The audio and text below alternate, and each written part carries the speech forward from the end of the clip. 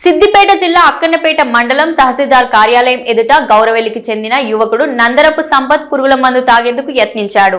ఇది గమనించి అక్కడే ఉన్న అధికారులు పోలీసులు యువకుడిని అడ్డుకుని నచ్చజెప్పారు.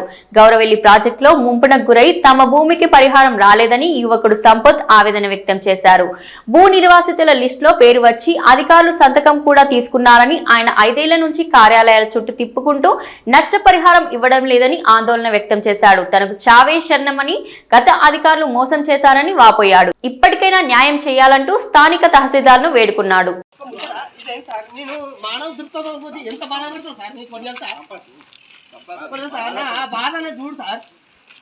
మాట్లాడది నాకు అది సార్ ఆ పైసలు కూడా వద్దు, కానీ ఈ అధికారులు అనేది ఒక చెక్కుల మీద సైన్ పెట్టించి చెక్కు మీద 17 సంతకాలు నా సంతకాలు తీసుకొని నా భూమి గురించి ఆదరణ వేసుకొని బతికితే నాకు సరైన న్యాయం చేయరా? ఇంతవరకు ఎన్నెక్కడ తిరిగినా కలిసి కాబట్టి ఆదివాసులు ఇంట్లో కనుక వాస్తవం లేకపోతే నేను ఇప్పుడు అరెస్ట్ చేసుకొని లాకౌట్ చేయాలి. ఒప్పుకుంటా. రికార్డు ఉన్నది ఇప్పుడు రాకుండా ఏం పని చేస్తలేదు. మొత్తం అది లాస్ట్ తీసుకుని మొత్తం పైసలు దిగిపోయారు. ఆదివాసాలతో డైరెక్ట్ అన్నా ఇది గౌరవ ప్రాజెక్ట్ దొంగ ప్రాజెక్ట్ అన్నా రావు సార్, అవి రావు. ఇంట్లో నాకు సపోర్ట్ చేయకుండా వేయడం సపోర్ట్ చేసి ఎంఆర్ఓ అనే తీసి పార్టీ ఆఫీసులో పని చేసిండు. న్యాయంగా లేరు అధికారులు. న్యాయం ఉంటే తీసుకుంటాడు, పట్టుకడు, పైసలు ఇచ్చేటోడికే ఉంటుంది న్యాయం. న్యాయం చేయరు సార్. చెప్తారు ఇది ఆల్రెడీ పైసలు ముట్టాయి సార్, మనకి ముట్టాయి. మీరు నన్ను ఇచ్చిపెట్టకంటే సాటి వేరే అవుతారు టికెట్ అయితే.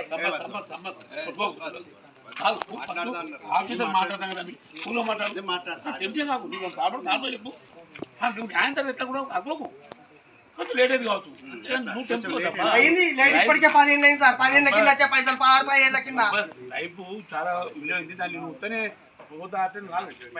ఎన్నో చూసుకొని వచ్చిన సార్ నా లైఫ్ లా. నా అబ్బాయి కింద పడితే 5 సంవత్సరాలు ఎత్తిపోసిన వికలాంగులు. ఈ ఇల్లు లేనిదేనా వీళ్ళకింత? ఒక అక్కకు రోడ్డు ప్రమాదం. అక్కన్నపేట మండలం సిద్దిపేట జిల్లా నందరపు సంపద. గతంలో నాకున్నది ఏంటనంటే, నాకు ఒక ఆస్తి ఉన్నదంటే నా నాన్న తరఫున ప్రభుత్వానికి సంబంధించి 490 సర్వే నెంబర్ భూమి ఉన్నది. అందులో ఏంటంటే భూమి కోల్పోయిన తర్వాత మా అమ్మ నాన్న లేకుంటే వాళ్ళు ఎంఆర్ఓ సార్ నుంచి ఫోన్ చేసి, సంపద నువ్వు రా, నీ చెక్ మేము ఎంజాయ్మెంట్లో పేరు వచ్చింది, చెక్లో మీద సైన్ చేయాలంటే 2016-17లో సైన్ చేసిన. నీకు పైసలు వస్తాయి బిడ్డ, సరే నువ్వు సపరేట్ అని చెప్పేసి అన్నారు.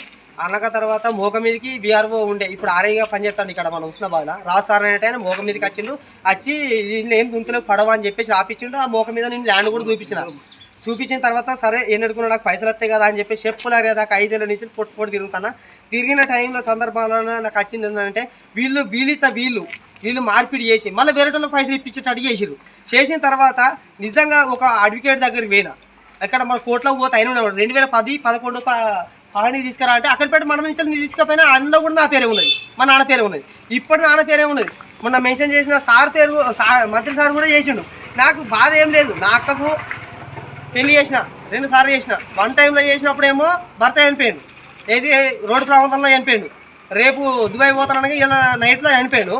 తర్వాత మళ్ళీ మా అక్క అంత బాధలు ఉన్నా కానీ మళ్ళీ మా అమ్మ నాన్న వికలాంగులైనా వాళ్ళు ఇద్దరిని ఎత్తుకోసుకున్న తర్వాత ఇద్దరు చనిపోయినాక కూడా 2వ పెళ్లి కూడా నేను ఎక్కడో అప్పు తీసుకొచ్చి మళ్ళీ పెళ్లి చేసిన. నాకంటే ఇప్పుడు ఏ కోరిక లేవు.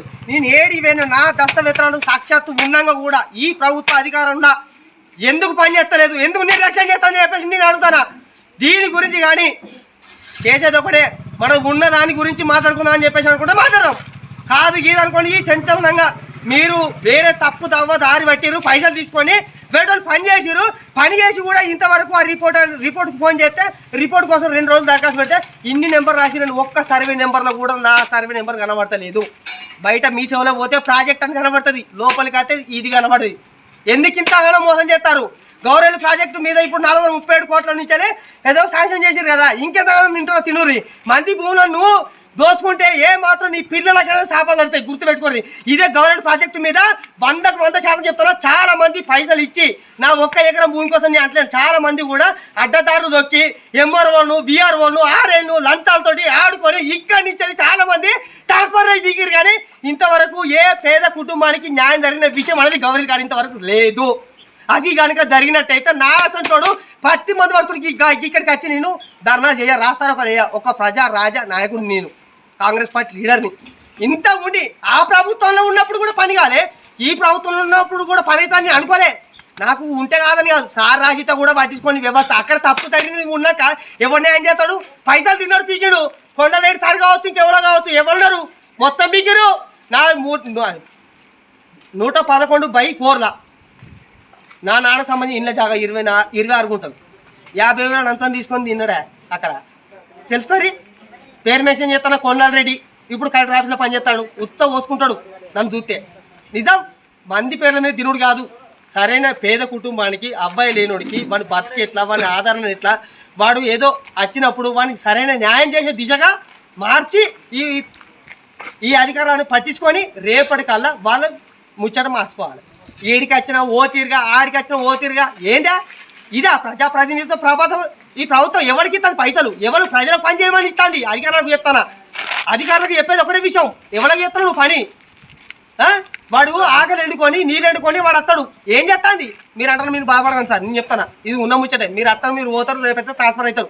ఉన్నోళ్ళకి ఇక్కడికి చెప్తానా ప్రజాప్రభుత్వంలో జరిగేది ఏంటంటే సరైన పద్ధతిలో న్యాయం చేసి దిగురాలని చెప్పేసి నేను కోరుకుంటానా. ఒకటే విషయం సార్, నాకు ఏదైనా మంచిదే మీకు కాలు ముక్తానికి దండం పెడతా. 491/8 సర్వే నెంబర్లో సాక్షాత్తు చెప్తున్నా, అది నా పేరు మీదనే ఉన్నది. ఆ ఎంజాయ్మెంట్లో పేరు వచ్చింది, చెక్ మీద కూడా నేను సైన్ చేసిన. ఆ ప్రభుత్వం నుంచి నాకు నా ఉన్న పరిస్థితి ఆర్థికంగా మస్తు చాలా ఇబ్బందులు ఉన్నా నాకు న్యాయం చేసి పైసలు ఇప్పించాలని మనస్ఫూర్తిగా కోరుకుంటున్నాను.